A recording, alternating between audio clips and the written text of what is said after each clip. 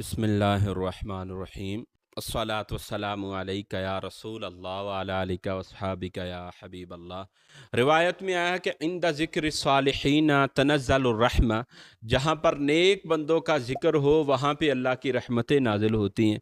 यार जहाँ पे आम नेक बंदे का जिक्र हो वहाँ पर अल्लाह की रहमतें नाजिल हों, तो जहाँ पे तमाम वलियों के सरदार हुजूर सैयदना गौसे पाक अब्दुल कादिर गिलानी रहमतुल्लाहि ताला अलैह का जिक्र किया जाए तो वहाँ पर अल्लाह पाक की कितनी रहमतें और बरकतें नाजिल होंगी। आपके वालिद अबू साले फरमाते हैं कि जिस रात मेरा बेटा पैदा हुआ ना, तो मैंने ख्वाब के अंदर अल्लाह के नबी रसूल करीम सल्लल्लाहु अलैहि वसल्लम की ज़ियारत की। प्यारे आका अलैहिस्सलातु वस्सलाम ने फरमाया कि अबू साले, अल्लाह पाक तुझे बेटा था फरमाएगा, मेरा भी महबूब होगा, अल्लाह का भी महबूब होगा, वली होगा, और उसकी शान तमाम वलियों में ऐसे होगी जैसे मेरी शान तमाम नबियों के अंदर है। आपके वालिद हज़रत अबू साले मूसा रहमतुल्लाहि ताला अलैह फरमाते हैं कि मेरा बेटा अब्दुल कादिर गिलानी रमज़ान में पैदा हुआ। फरमाया कि मेरे बेटे को अल्लाह पाक ने ये शान अता फरमाई कि फरमाया कि सहरी में दूध पीते, फिर इफ्तारी में दूध पीते, जब तक रमज़ान रहा मेरे बेटे ने रमज़ान मुबारक के दिनों में दोपहर के वक्त कभी भी दूध नहीं पिया। तो ये हुजूर सैयदना गौसे पाक अब्दुल कादिर गिलानी रहमतुल्लाहि ताला अलैह की शान मुबारक थी। जब आपकी छोटी अभी उम्र थी तो आपके वालिद साहब आपको मदरसे के अंदर ले गए।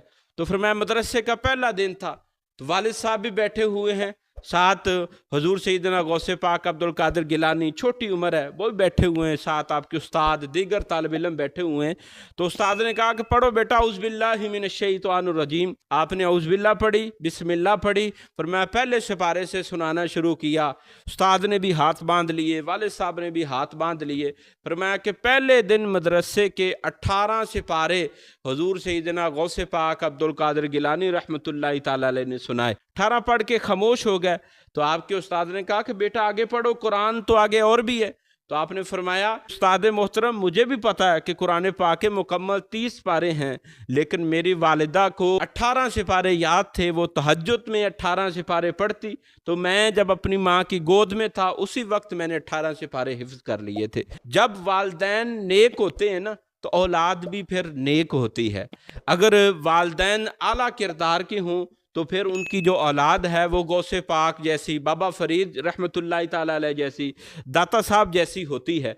तो जब वालदैन अपनी औलाद को गोद में लेकर कुरान पढ़ें, अल्लाह का नाम लें, तो फिर औलाद नेक बनती है। लेकिन बड़े अफसोस की बात है कि आज हम अपनी औलाद को गोद में बिठाया होता तो हम फेसबुक चला रहे होते, हम जनाब माज़अल्लाह यूट्यूब पर फिल्में ड्रामे देख रहे होते हैं। तो ज़ाहिर है जब हम ऐसी चीज़ें देखेंगे तो फिर हमारी औलाद भी वही चीज़ें देखेगी। हम ये कहें कि जनाब हम जो चाहें करते फिरें, हमारी औलाद नेक हो, ऐसा नहीं हो सकता, क्योंकि जैसी फसल बीजते हैं, जैसा बीज बोते हैं ना, फसल वैसी उगती है। लिहाजा अगर हम चाहते हैं कि हमारी औलाद नेक बने तो हमें चाहिए कि हम खुद नेक बने, तो इंशाअल्लाहुल अज़ीज़ हमारे किरदार की बरकत से हमारी औलाद भी नेक हो जाएगी। रिवायत में हुज़ूर सैयदना गौसे पाक अब्दुल कादिर गिलानी रहमतुल्लाहि ताला अलैह फरमाते हैं कि मेरी उम्र जब कुछ ज़्यादा हुई तो फरमाया कि मैंने अपनी वालदा से इजाज़त चाही कि अम्मी जान तू मुझे इजाज़त दे दे, मैं दीन हासिल करूँ। तो मेरी वालदा ने ना मुझे 40 दिनार दिए, कहा कि बेटा ये तुम्हारे वालिद की विरासत थी, ये ले जाओ और अल्लाह के रास्ते में इनको खर्च करना, दीन हासिल करोगे, वहाँ पर जो ज़रूरत आएगी उसको खर्च करना। तो फरमाते हैं कि मैं काफ़िले के साथ हो गया, तो रास्ते में ना डाकुओं की जमात ने हम पे हमला किया, सबसे फरमाया माल लूट लिया। तो मेरे पास चूँकि मेरी उम्र कम थी, तो एक डाकू ने पूछा कि बेटा तुम्हारे पास भी कुछ है? तो मैंने कहा जी यहाँ है। तो उसने कहा शायद छोटा बच्चा है वैसे ही बोल रहा। 2-3 ने जब पूछ लिया ना, तो वो मुझे अपने अमीर के पास ले गए, जो जमात का अमीर था। कहा कि ये बच्चा कह रहा मेरे पास कुछ है। तो डाकुओं का जो अमीर था ना, उसने कहा कि बेटा तुम्हारे पास क्या है? कहा मेरे पास 40 दिनार हैं और मेरी कमीज के अंदर सिले हुए हैं। तो देखा तो वाकई सिले हुए थे। तो हुजूर सैयदना गौसे पाक अब्दुल कादिर गिलानी रहमतुल्लाहि ताला अलैह से पूछा कि बेटा अगर तुम चाहते तो दौलत हमसे छुपा लेते, पैसे छुपा लेते, लोग हमसे छुपाते, लेकिन तुमने खुद बता दिया। तो हुजूर सैयदना गौसे पाक अब्दुल कादिर गिलानी ने जो बात कही ना, वो बड़ी प्यारी।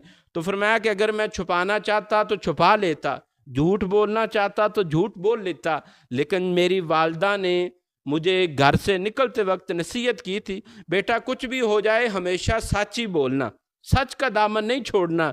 तो जब अल्लाह के वली की ज़बान से ये कलिमात डाकुओं की जमात के अमीर ने सुने ना, तो उसके दिल में ऐसे लगे कि उसने लूटा हुआ सारा माल वापस कर दिया और गौसे पाक अब्दुल कादिर गिलानी रहमतुल्लाह ताला अलैह के हाथ पर तौबा की और हमेशा के लिए अल्लाह वालों का उसने रास्ता ले लिया, नेक बन गया। तो अल्लाह वालों की ज़बान में भी बड़ा असर होता है। हुजूर सैयदना गौसे पाक अब्दुल कादिर गिलानी रहमतुल्लाह ताला अलैह, जिनकी हम 11वीं शरीफ मनाते हैं, आप फरमाते हैं कि मैंने 15 साल तक हर रात में रोज़ाना ख़त्म कुरान किया। 15 साल तक हर रात रोज़ाना ख़त्म कुरान फरमाया।